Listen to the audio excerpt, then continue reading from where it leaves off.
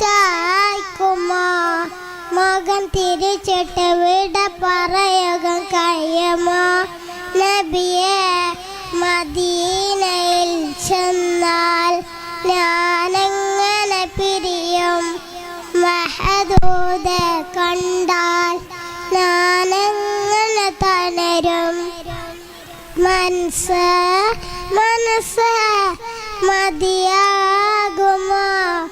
നബിയോടെ മനയിൽ ചായ്ക്കുമോ?